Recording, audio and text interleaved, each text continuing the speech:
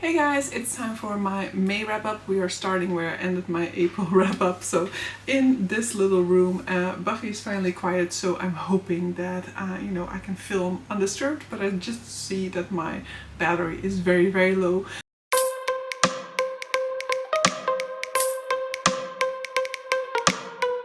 So I'm just going to talk about one book because I've only finished one book so far, and that is Our Wives Under the Sea by Julia Armfield, I believe. This is a book that I listened to for Nevermore, but I didn't finish it in time for the month of April. But so this is a book about a woman whose wife returns from a mission in a submarine. The mission was supposed to last like 6 weeks or so, and in the end they stayed under for like months on end, and so her wife has come back different.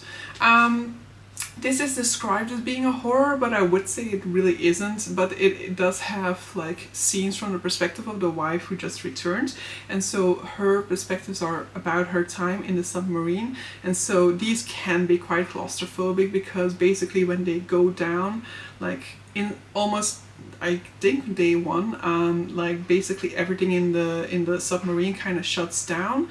They do have enough functions going to keep themselves alive, but basically they're in the dark at the bottom of the ocean with no way of being extracted and with no way of communicating to the outside world.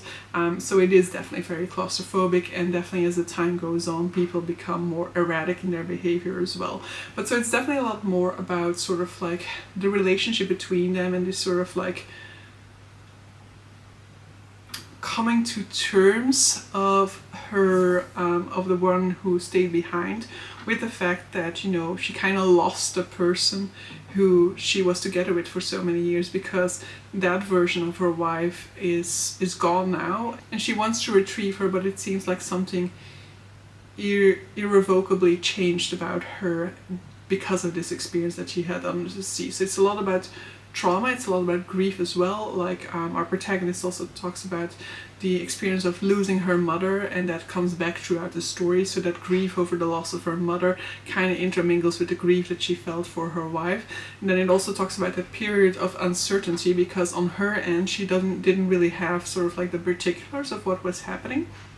The center that her wife was working for didn't give her any information except for the fact that their mission got extended somehow. And so it kind of talks about her dealing with the situation and how to deal with the uncertainty with not knowing when, if this loved one is ever going to come back. And so it talks a lot about those topics, grief, trauma, and I enjoyed it, but I definitely enjoyed it because of the ending mostly. And I enjoyed it, but it also dragged on for me. I enjoyed it at the beginning and I enjoyed the submarine sections, but the musings of the one who left behind felt very sort of like stagnant and circular, so it would always come back to the same, and that is normal, that is human experience, but that just made it a little bit boring at certain times to read through those. But I do think that it rounded off very nicely in that ending, and I did definitely enjoy that ending a lot. But so yeah, I have been struggling with my attention span a lot this month so far, so I'm hoping to still finish a second book at some point. We are the 8th of May, and I still cannot tell you when I will be finishing that second book because I'm nowhere near with any of the books that I'm currently reading, but I am starting to enjoy the one that I'm furthest in at the moment a lot more at this point in time. I was kind of struggling with that one at the beginning, but so now I'm at the point where I'm like, yeah, I am enjoying my time with this one and I do want to continue, so that's also a win. But so, check in with you guys later in the month when I have actually finished something. So we are giving you guys an update. So next up, what I finished in the month is Those Above by Daniel Polanski. I feel like I read this one for ages, but it's also a really interesting one because while there is a point in which I was like debating putting this down, it is ultimately one that I probably give over 4 stars to. I was kind of debating whether this was a 5-star at some point, which is an interesting experience that doesn't often happen to me. But so it's definitely slow paced, so very slow paced fantasy, and it seems like it's very difficult to kind of grasp at the first, because I feel like It took me about 150 pages or so to realize which of my characters were on which side of the world. There is also no map, even though I normally don't really consult a map all that often, but there's also no map to really help you out with that. But so basically in the past of this world there was this conflict between those above and those below. Those above being sort of like perfect beings, kind of almost immortal, and then those below being the regular humans, the way that we're used to them. And so there was a rebellion a few decades ago and a bigger war even further in the past. And so a few decades ago humans rose up, tried to overthrow the those above, and failed. And so humans are in a little bit of a worse situation at this point in time, but also part of the human population is actually not part of the dominion of those above. And so we have characters in that part of the world, and then we have characters in the world, in the part of the world where those above mingle with humans. And so ultimately there is not much plot here. It's not to say that nothing happens, but in terms of a big scale plot, what it kind of says on the back is like, rebellion is stirring again. However, I would really tell you that don't go in with that expectation, more or less, because really by the end of it, it's still just brewing up. So it is very slow. There are multiple characters. It took me so long to figure out who's who and who's on which side of the world, who is like, what are their games, what are their end games. But it is also one that by the second half started to intrigue me so much. I really wanted to see where it was going, because this is so different from anything else that I've read in terms of fantasy. And so by the end of it I was like, yeah, I actually do think this is definitely a 4 stars. So I'm very interested. I should definitely make sure that I read those below quickly enough so that I don't forget everything that I've learned in those above, because it was a process to acquire this knowledge, and now I need to make sure that it doesn't go to waste. And then the third book that I finished this month is People Person by Candice Carty-Williams. This is one of my July books. Actually, Those Above was also one of my July books. So in July 2022 is when I rebuilt my TBR after 0 TBR. So these are some of the oldest books on my TBR. Very happy to have finally gotten to People Person. I don't think I like it as much as I loved Queenie, which is the debut by this author, but I still very much fell in love with it. It's just that it didn't necessarily move me as much, or it wasn't as satisfactory by the end as Queenie had been. So in this one we're looking at 5 half-siblings. So basically they're 5 children of the same father. Their father is a people person. He is very charismatic, gets along with everybody, is a total womanizer, and so over the course of a few years he got 5 children off of 4 different women. And so one day he decides that all of his children should meet, and so he takes this very awkward trip with his 5 children, and they meet each other for the first time, but nothing really grows out of that relationship until one of these kids has a very difficult situation to deal with, and in her desperation she decides to call one of her half-sisters in order to help her out, and she rounds up the entire gang. And so in the aftermath of this event, all 5 half-siblings, or siblings, let's just call them like that, will get to re-establish this family bonds that they've never really had, and find themselves growing closer and closer to one another. And it just goes very much into like the highs and lows of family dynamics, and I just really enjoyed it. And aside from that, it's just also really like hilarious in the sense of the incident that I'm not really spoiling here just creates for some really funny, weird situations. I will, however, say that the protagonist, Dimple, is such an annoying character to read from in certain perspectives, and she also kind of reminds me of myself, which makes it even more annoying because I'm annoyed at her, but then I also recognize part of myself in her, so that makes it annoying. But I feel like Candice Carty-Williams just does that very well, because in Queenie there are definitely also a lot of moments in which you're just really frustrated with the character for making bad decisions, and so that also definitely happens in here. But they're the human bad decisions, you know, you can understand why they're making them, you just wish they would like see that it's a bad decision for them and see that they would be much better served doing something else. So that's where we are so far, 19th of the month, and I've read 3 books. So I finished a few more books.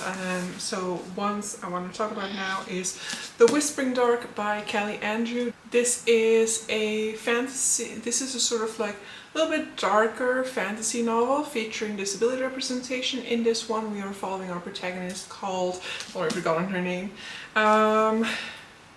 Delaney. Delaney is a girl who has gone deaf after an accident that happened in her youth, and since then she's been hearing whispers in the dark. Now she really wanted to have an academic sort of like title. She wanted to feel like she wanted to be recognized for what she can do rather than what she can't do for once, and so she wanted to go after a sort of like scholarship, but this scholarship worked in a way where you are assigned to school if you get the scholarship, so you don't really have a choice in the matter. And so she's assigned to this school who's basically has a sort of like supernatural program, and when she arrives there she is instantly recognized by her professor, though he doesn't really indicate knowing her, and he has apparently been told to stay away from Delaney. Delaney, because of her disability, is kind of struggling academically because she has a cochlear implant. However, that does mean that, you know, the smallest like sort of like what to us would be like white noise, such as like, I don't know, a pencil dropping or something like that, can completely upset what she is registering, and so she's having trouble keeping track of her lectures,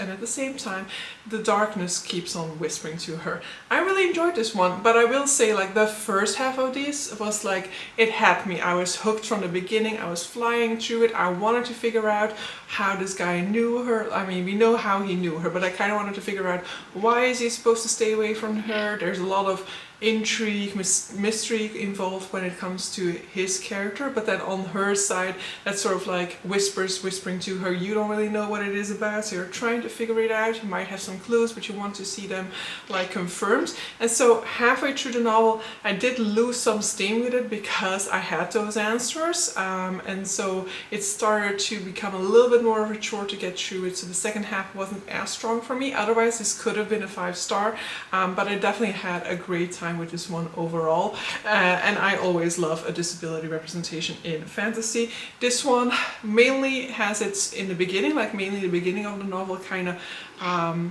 like shines a light on this disability representation, because it's talking a lot more about her difficulties in like keeping track of everything around her. It's also like going into how her teachers don't really seem to notice or have an understanding for her situation, even though she emailed them in advance and things like that.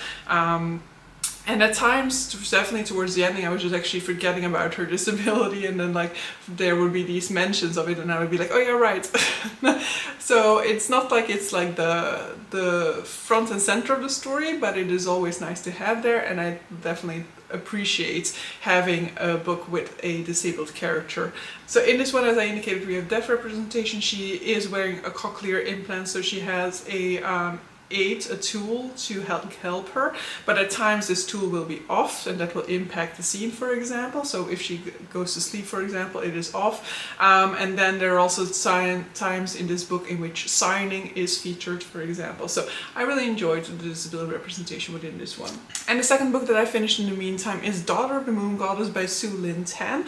So this is a Chinese inspired fantasy story in which we're following this young girl who is the daughter of the moon goddess, as the title indicates. Her mother basically has kind of kept the identity of her father hidden from her for all of her life, and then at the beginning of the book the sort of like empress comes to visit her mother because she senses another presence. However, the existence of the daughter should remain a mystery. And so our protagonist, whose name I've also forgotten, Xingyin has to go into hiding, so she runs away from home in order to kind of hide from the imperial courts. However, she ends up becoming part of the imperial court, hiding her identity and becoming the sort of like servant companion to the imperial prince. There is definitely a romance involved within this story. Romance definitely features heavily within this plot. I would still say that it's a side plot to some extent, but it's a side plot that definitely takes up a lot of its space as well. I actually think the romance aspect of it, and especially later on when we kind of develop a romantic V relationship, worked really well for me. I don't really like V's for a very lot of the time.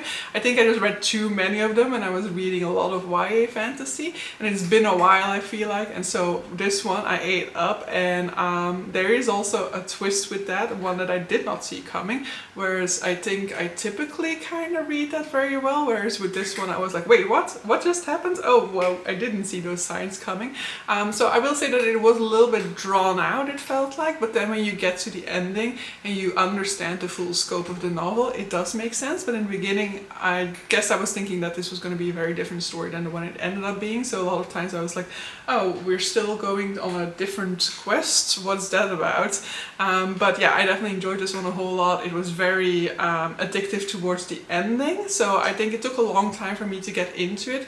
But then when I was invested in a certain ship, that's when it got really fast moving for me. And then in the end, like, I had like 3 hours to go, I think, when the weekend hit, and I was supposed to wait until after the weekend to finish it on my commutes. But I could not wait. I was like, no, I need to know now. I need to know how this is gonna end. And when it ended, I was like, no, I need to know more. But I am gonna wait a little bit for the sequel. I mean, I might pick it up in like June, July, August or something like that. It's not like I'm gonna wait forever. But I was tempted to start right away, and that's not gonna happen. But so yeah, that's where we are right now. And hopefully I can still finish 2 more books, I'm hoping, this month. So let's see whether I get there. Hello, me and my swollen allergy eye are here to round up the month of May, because it's the final evening of May. I just quickly tried to make sure I finished my 2 last remaining books for the month, and then now I really need to get around to, well, first editing this video, and then finally getting around to like doing the finishing touches when it comes to my luggage for my trip to London tomorrow. So when this video is live, I will be in London. I will be probably towards the end of it. I'm not entirely sure yet whether I'm going to put this on Thursday and my other video on Tuesday, or whether this is going to be my Tuesday video. So when you're watching this, I still have, like, if you're watching it live, of course, I still have 1 day to go. But so yeah, but enough about that. That is June. So for May, I still finished Kushiel's Avatar by Jacqueline Carey. So this is the 3rd book in the Phaedra trilogy. This is the concluding novel in that trilogy, but there are multiple trilogies in this world. And so in this one, we are following a girl called Phaedra who has a blemish in her eye. And so she is recruited because this one guy recognizes what this actually means. And so he recruits her and trains her to be a courtesan, but also a spy. It's a series that has a lot of intrigue, a lot of court intrigue as well. You know, you're trying to figure out, basically there's usually some sort of a plot to kind of destabilize the realm and like maybe gain control over the realm, and then Phaedra kind of has to like uncover it and try to put a stop to it. Now this 3rd book, Kushiel's Avatar, obviously I'm not going to be able to talk about any of the specifics when it comes to the plot, but I feel like with all 3 books in this trilogy, what has happened is kind of the book goes in a lot of waves, and I think like it's very much like simmering calm waters when you get started in the book. It goes very, very slow at the beginning. You're very much like setting things up, and with everything, actually, Jacqueline Carey definitely takes her time when she's writing, and so in the beginning that definitely can feel kind of glacial, and then like we get something shifting around like a 1/3 of the way through, 40% in or something like that, and things kind of start to rise. You're starting to ride that wave, and you get this horse to this sort of huge culminating point. The issue is that the culminating point is not at the end. So the culminating point for me in all of these books, I feel like, has always been like 70% in or something like that, and then you kind of go off of that wave and you kind of are still kind of simmering around, but because you've come off of the high point of a huge wave, the rest kind of feels like uneventful to some extent, because you've had that huge event take place already. So with Kushiel's Avatar, the same as with the previous 2 books, I've had moments while reading this that definitely felt like 5-star moments. There's been a time, like on Sunday, I was reading like 2 hours non-stop when I was riding that big wave, to be able to see what was going to happen, how is this going to turn out. But then when we have the conclusion to like that section of the plots, that's when I start to struggle again, because we need to like rebuild again and stuff like that. So yeah, I definitely enjoy it. It's definitely 4-star for me. So I definitely would still recommend it and things like that. But it's just like the pacing doesn't fully satisfy, because the pacing kind of I would be fine if it like has that slow start and then that huge wave, but if that were like the culminating piece of your book, rather than now I feel like we're always having that culminating piece and then you're just kind of like drifting along beyond that, kind of over the excitement of the book, you know. It's kind of at that point it starts to feel at times where I'm like, come on, round this off, and that's not the feeling I would love to. Like, I don't like ending my book with that feeling. I don't mind having it at other points in the book, but the end needs to be like strong, tight, and the endings here always feel dragged out. And then the final thing that I still finished is Shy by Max Porter. So this is a very short book, so it doesn't really have, like, there's really nothing that I can say about it, because also what I initially gave as the premise is actually like, it gives stuff away, I guess, or it sets up wrong expectations. But so basically we're following this young boy called Shy, who's living at this home for like difficult young boys, and like the home is threatened to be closed soon, and we're kind of following Shy as he is one night stepping outside of his bed, filling his rucksack with rocks and climbing out of the window. And so